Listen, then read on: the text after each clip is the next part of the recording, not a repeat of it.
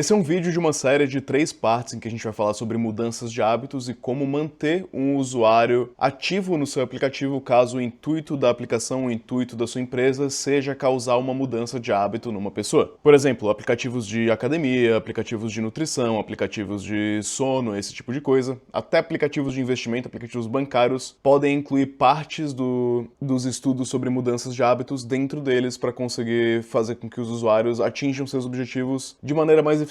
Vão ser 2 ou 3 vídeos em sequência sobre isso, o primeiro é esse aqui, mas antes da gente entender da área de tecnologia e de como aplicar isso numa empresa, a gente precisa entender de mudança de hábito na literatura. Esse tema surgiu porque eu estou fazendo um curso de verão sobre isso especificamente na Estônia, então eu estou estudando todo dia isso. Lembrando, sobre esse assunto específico, eu sou um estudante e não um expert, então pode ter alguma coisa um pouquinho errada aqui, mas acredito que os conceitos gerais eu revisei bastante e eu vou apresentar aqui hoje. Qual que é o X da questão? Como isso aqui é um vídeo no YouTube e não uma apresentação super técnica, eu vou te falar o que vai ser esse vídeo aqui, tá? Pra você não achar que você caiu no lugar certo ou no lugar errado. Aqui, a gente tem as dicas de internet. Digamos assim, o papo de coach, né? A conversa de coach sobre mudança de hábito. Aqui, no outro canto do espectro, a gente tem a literatura científica. Como eu não sou um expert no assunto, eu não estudei extensivamente o assunto, eu li apenas 4 artigos no assunto, é muito difícil eu gravar um vídeo aqui, e mesmo se eu gravasse um vídeo nessa área do gráfico, muito provavelmente eu perderia todos vocês. Então, para ser um vídeo mais interessante, um vídeo mais próximo da realidade da maioria das pessoas, um vídeo mais compreensível para todo mundo, e é um vídeo, honestamente, que eu consigo fazer, a gente vai estar mais ou menos nessa parte aqui do espectro.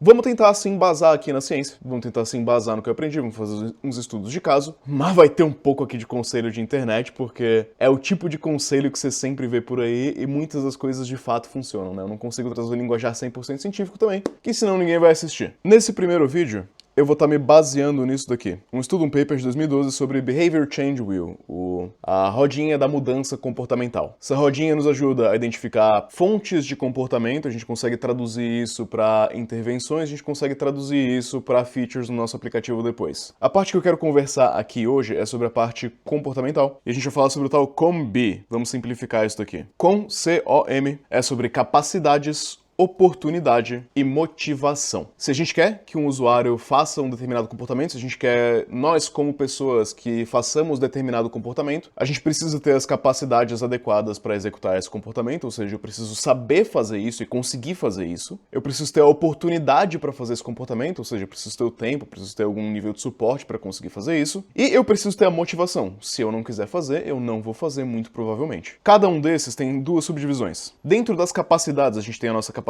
física, ou seja, eu estou apto fisicamente a fazer essa atividade, a capacidade psicológica, né, eu tenho o conhecimento necessário para fazer essa atividade, a oportunidade, tanto física, né, eu tenho um determinado tempo para fazer essa atividade, e a oportunidade social mesmo. Tem como eu fazer isso? Tem no meu ciclo social como eu fazer isso? A motivação em inglês é reflexive, eu vou traduzir para reflexiva, mas reflexiva não de reflexo, reflexiva de reflexão, de refletir. E a motivação automática. Motivação automática, pensa tipo assim, você tirar o seu celular do bolso e abrir o Instagram meio no modo piloto automático, tá? Vamos, em vez de explicar cada um desses conceitos com a maior calma do mundo, eu acho que a gente pode ir direto para um estudo de caso, para eu conseguir elencar o que eu tô querendo falar aqui. Depois a gente começa a conversar sobre como aplicar isso daqui no dia a dia. E dicas genéricas, assim, que utilizam desses artefatos aqui para auxiliar as pessoas a criarem bons hábitos. Aqui no canal a gente tem um patrocinador que é a UVP. Então eu vou unir o útil ao agradável e eu vou fazer uma análise do caso da UVP e como a UVP aplica essas coisas aqui para mudança de hábito. Presta atenção nessa parte do vídeo, tá? Não pula só porque a gente tá falando de um patrocinador, né? Esse vídeo é patrocinado pela UVP, mas foca também no estudo de caso, que eu acho que é interessante. Vamos pegar o nosso usuário aqui, e o nosso usuário vamos supor que seja você. E você quer começar a investir, tá? Quais problemas, quais barreiras podem ser impeditivos na hora de começar a investir? Capacidade física geralmente não se aplica muito. Você tem a capacidade física para investir, para executar essa tarefa. Todo o resto a gente consegue aplicar no âmbito de investimentos. E eu, ao desenvolver uma plataforma de investimentos, né? Claro, no caso, não desenvolvi nada. A UVP, ao desenvolver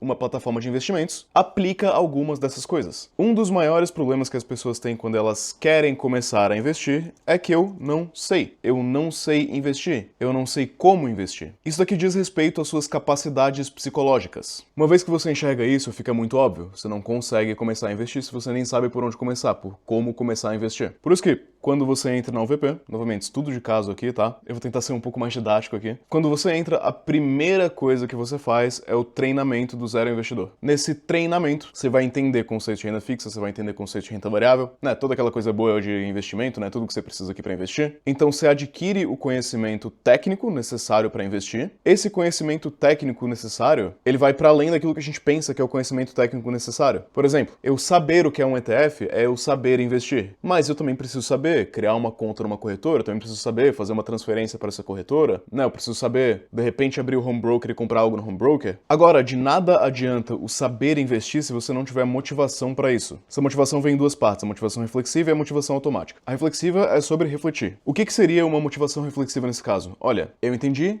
eu aprendi, através do meu aprendizado, do meu conhecimento, eu consigo compreender os benefícios que investir vai trazer para mim, e eu consigo, através do que eu fui ensinado, setar ali objetivos. Então, por exemplo, né, eu entendi que uma reserva de emergência é muito importante, eu consigo traçar um objetivo que é ter 6 meses de uma reserva de emergência, e a partir desse objetivo eu consigo derivar que, pô, se eu investir 10% do meu salário todos os meses, aplicar nesse investimento que eu conheci ao longo de determinado período de tempo, eu consigo construir essa reserva. Então, essa sua motivação reflexiva, ela vai ser importante, porque ela vai estar linkando aquilo que você está fazendo, no caso, investir, com algo que é a motivação por trás de investir, né? Se você começa investindo sem saber muito bem os benefícios que isso vai trazer para sua vida, é provável que você pare. Quando você visualiza os benefícios, quando você consegue calcular, mais ou menos, dando uma rentabilidade média, o quanto que você vai ter lá no futuro, você vai ter uma motivação maior para agir em cima disso. Agora, a motivação automática é um pouco diferente. Ela tem um quesinho mais emocional aqui. Então, se você é uma pessoa que gasta muito dinheiro, que faz compras muito impulsivas, que não se identifica dentro de você mesmo como alguém que é um investidor, é importante a construção do hábito do investimento. E parte do que vai acontecer aqui é que o ser humano é uma criatura muito social. A gente acaba imitando muito daquilo que a gente vê. Então aqui a UVP tem a própria comunidade deles, que inclui vários investidores, você vai fazer parte dessa comunidade, e ao fazer parte dessa comunidade, ao fazer o curso, você acaba imbuindo dentro de você a imagem, a sua imagem própria de eu sou um investidor, eu invisto, isso é algo que eu faço, eu rotineiramente recebo meu salário, invisto 5 ou 10% do meu salário e gasto depois. A oportunidade social, ela não se aplica tanto assim, mas ela ainda se aplica. No caso, você tem uma comunidade que está fazendo a mesma coisa, você conhece pessoas que estão fazendo a mesma coisa, você vê pessoas como você fazendo a mesma coisa. Você vai ter também algo muito legal, que é aqui o plantão ao vivo. Quando a gente fala de oportunidade social, tá bastante ligado também à cultura, a possibilidade de ter acesso a mentores, de ter acesso a pessoas que vão te ajudar e te instruir. Isso aqui faz parte disso também, tá? O fato de que você vai ter 8 semanas de possibilidade de entrar num plantão ao vivo, com outras pessoas que vão estar lá também. Checam isso daqui da lista. E a oportunidade física, ela é interessante, que ela é um pré-requisito. Se você tiver absolutamente tudo que é necessário, mas você não tem uma ferramenta para fazer isso, você não tem acesso a uma corretora, não dá para investir. Lógico, eu sei. Eu sei, você sabe que você consegue abrir conta em qualquer corretora basicamente no Brasil. É só pedir e abrir, tá? Agora, o que tem de legal aqui também é que você vai ter ferramentas, por exemplo, para controlar os seus gastos. Ferramentas que conectam aqui com o Open Finance. Ferramentas no sentido de carteira recomendada. Você vai ter acesso à plataforma de investimentos também. Então, tudo isso, né, diz respeito à oportunidade física. O ferramental tem a ver com isso. Então, você vai ter o ferramental adequado para investir. Esse foi o estudo de caso da UVP. A gente ainda vai falar mais sobre isso, vamos trazer mais um case aqui, tá? Mas enfim, sabe que a UVP também patrocina aqui o canal. Se você quiser fazer parte, o link vai estar na descrição, você clica aqui em Faça uma análise de perfil, responde um questionáriozinho e você vai fazer parte de tudo isso que eu acabei de explicar. Agora, vamos voltar para o estudo de caso. A capacidade física, ela costuma estar um pouco mais ligada a tarefas no mundo real que você manipula ali com as suas mãos. Então, por exemplo, fazer uma corrida, você tem que construir essas habilidades aos poucos. Para a capacidade psicológica, quando você está, enfim, tentando mudar um hábito, ou tentando construir algo que ajuda as pessoas a mudarem os hábitos, a gente tem algumas técnicas que são utilizadas. Então, o ensino é algo muito importante, né? Por exemplo, você vai fazer um aplicativo de academia, um aplicativo de treino. Uma feature muito comum é o aplicativo ensinar a pessoa a treinar, ter um vídeo de alguém treinando, ter uma explicação de como é que faz o exercício. No caso do treino, isso entra também um pouco em capacidade física, tá? Mas enfim,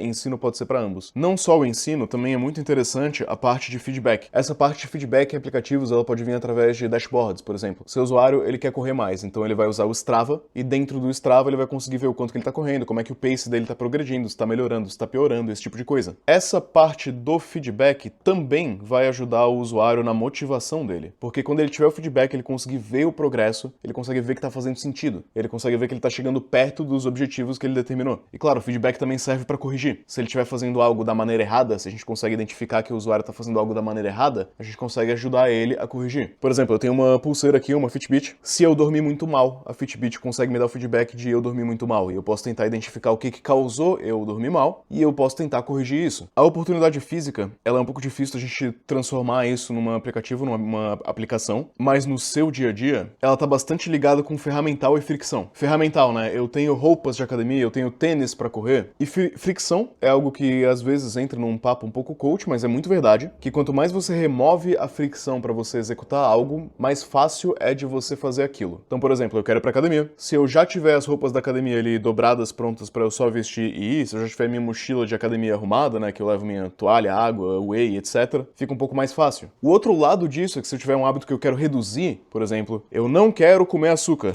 Se eu tiver uma balinha Haribo em casa, que é o meu caso nesse exato momento,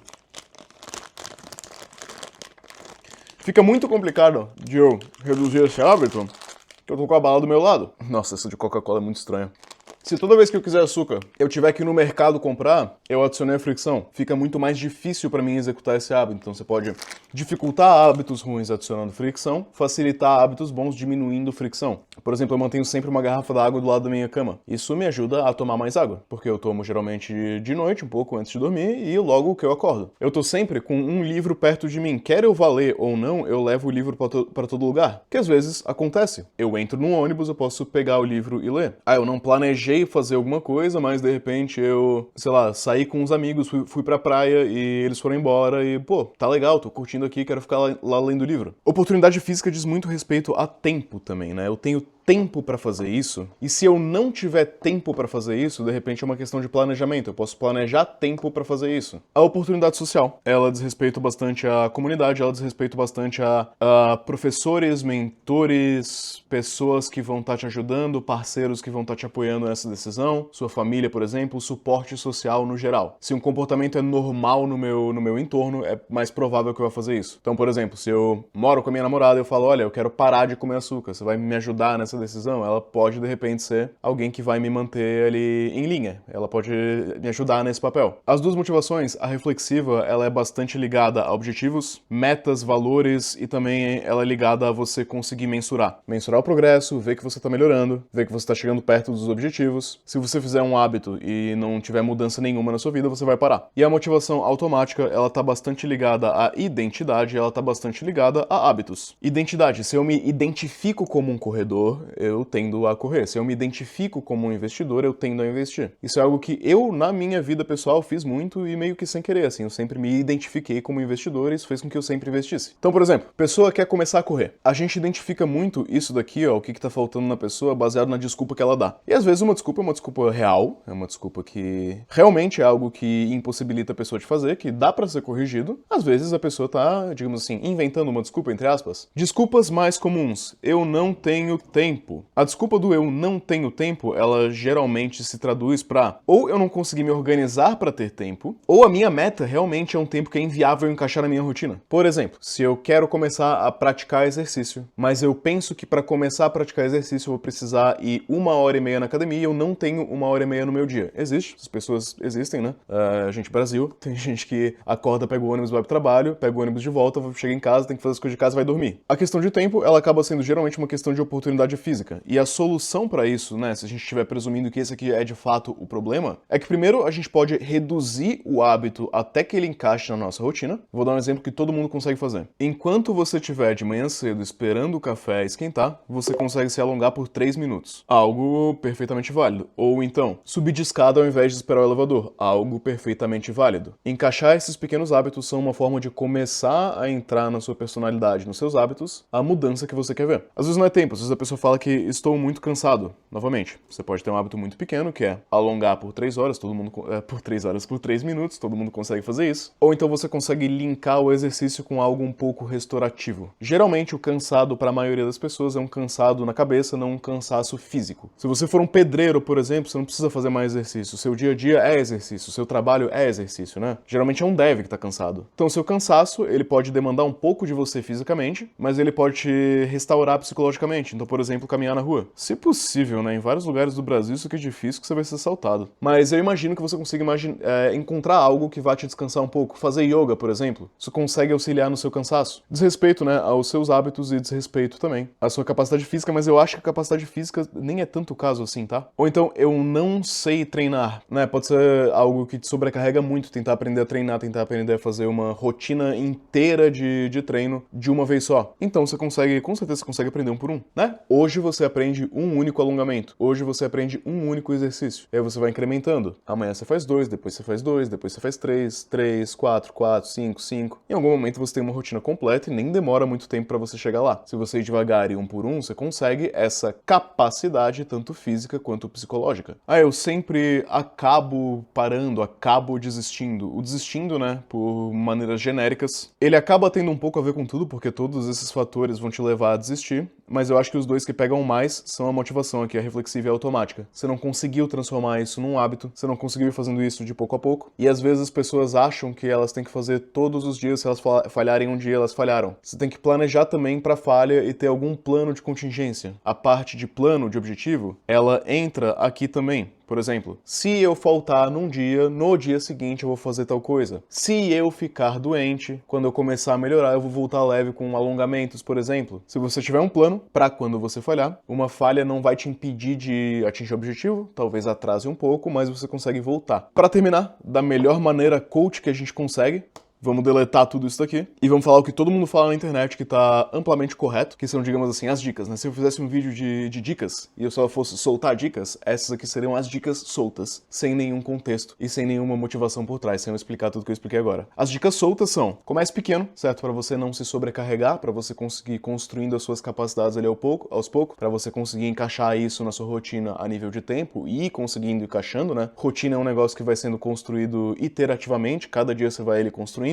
O segundo erro que as pessoas cometem é tentar mudar a vida inteira delas da noite pro dia, e isso obviamente nunca funciona. Então a ideia é a gente focar em um comportamento. Perder 50 quilos é um comportamento? Não, perder 50 quilos não é um comportamento. Virar um maratonista é um comportamento? Também não, virar um maratonista não é um comportamento. Correr todas as terças e quintas às 6 da tarde até às 6h45 é um comportamento? Sim, isso é um comportamento. A gente foca em um comportamento, a gente cria o hábito em cima desse um comportamento. Sempre que o meu salário cair, eu investir 5% do meu salário num ETF de renda fixa é um comportamento? Sim, é um comportamento. Eu não lembro como é que se traduz essa palavra. A palavra kill é uma deixa, é um prompt, é uma ativação. Vamos colocar ativação. Você pode linkar algo que você já faz com esse novo comportamento. Depois de escovar os dentes, eu vou me alongar por 2 minutos. Depois, assim que eu sair do trabalho, eu vou voltar correndo para casa. Quando for X, eu vou fazer Y. Quando eu tiver a decisão de descer de elevador ou de escada, eu vou descer de escada. Diz respeito também ao seu plano, ao seu planejamento. Eu vou planejar por esse um comportamento, eu vou escolher o horário para esse um comportamento, eu vou encaixar ele na minha rotina e eu geralmente vou linkar ele com algo que eu já faço para facilitar eu começar. Você tem que fazer com que seja o mais fácil possível, então organizar o seu ambiente para isso, organizar o seu tempo para isso. Como eu falei, é mais fácil ir numa academia se ela for muito perto de você, é mais fácil fazer um exercício que você gosta. Ter as ferramentas já preparadas também, né? No caso